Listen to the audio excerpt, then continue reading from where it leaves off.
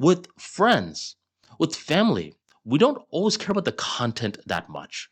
We care more about the audio. You ever had that one moment when someone calls you and you're thinking, okay, why is this person calling me? This person knows that I like to text, but they're calling me. So you pick up and they say, hey, what's up? Say, nothing, what's good? Then they respond back, nothing. You think, okay, I mean, why did you call? And this is when they're struggling to think of certain things to say. And you think, wait a minute, why did you call me if you have nothing to say to me? The reason why is because they just want to hear your voice. It's because they view you as a friend or family member. And now you're at that stage of their life where they don't really care about the content of what you're saying. They care more about the audio.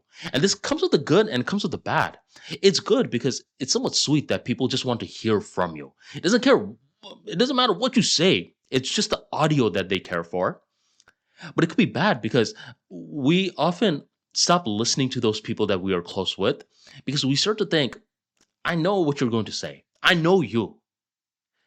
This happens a lot with roommates, for example. I recall a long time ago, there was this one guy I knew who I thought was so cool. He could dance. He was in a fraternity. He just was interested in sports like me. And whenever I talked to him, I learned something new. This is when we were just friends. Now, fast forward some time, and one day he asks, hey, dude, so two of my roommates are moving out. By any chance, would you and your brother want to live with me? I'll only charge you $400 in rent per month. And by the way, this is 2012. That's not going to happen anymore. $400. I said, yeah, sign us up. And I was so excited because this was my friend. Now I was going to always be hearing his thoughts. So eventually we become roommates.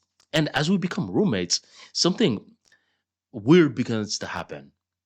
I start to hear a lot of the ideas repetitively. And I'm starting to actually know what he's going to say before he says it. And this guy was no longer an insightful guy to me. He was a long-winded guy. He talked a little too much. And eventually there came a point when whenever he would talk, I would just say, mm-hmm, mm-hmm, mm-hmm. And I wasn't listening to a word he was saying. I realized, though, that as years went on by, there was this one day when he said, hey, dude, I'm actually going to be moving somewhere different. I got this new career path that I'm pursuing, and I may be actually moving out of the state. When he said that, that's when I certainly felt physical sensations. Wait, you're moving? Yeah. And we're not the type of guys that we're going to be calling each other every day. So if he moved, what would happen was I wouldn't hear from him that much. And that's when I felt this physical sensation of sadness. So it went from me having a lot of respect to him, for him, me thinking he's this very insightful person, to now me finding him to be a little long-winded, to now me missing him. Luckily, what happened with this whole career path thing was he said he got a job in Florida. He wasn't going to be moving anywhere, but it taught me something. It taught me that when we are near people too much, we stop focusing on the content of their message and we focus more on the audio. This comes with the good and it comes with the bad. The good is that now people can be somewhat mindless around us when they are speaking. But the bad thing is sometimes they want us to pay attention to the message of what they're saying, but we don't because we are just too familiar with them. And we're thinking, we know everything you're going to say. This isn't true. This is why every now and then it's good to remind yourself that you are not nearly aware of someone's personality as you think you are. You may think you know this person really well because you've heard a lot of the same stories over and over again. But the more that you keep interacting with them, the more that they will surprise you with these random stories from their childhood, these random moments of how they perceived a certain situation different than how you expected them to perceive it. You ever had that one moment when you are, let's say, just interacting with someone and then they say, oh yeah, dude, back then I thought you were a jerk.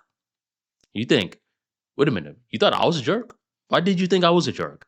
Oh, it's because of X, Y, Z reasons. But back then, when you met this person, you thought they liked you from the beginning. This is one of those situations where you guys had the same exact experiences, but your perceptions were different.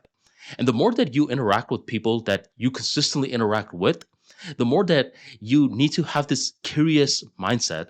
Otherwise, you're going to become very annoying towards them. You're going to be one of those guys that's trying to finish their sentences for them.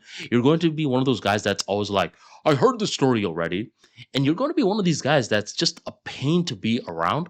And that's when they are either not going to talk to you or they're going to overthink when they're speaking to you. One of the best ways to maintain curiosity with someone that you see consistently is to always think that there could be that one experience that they share that will completely evolve your perception of them.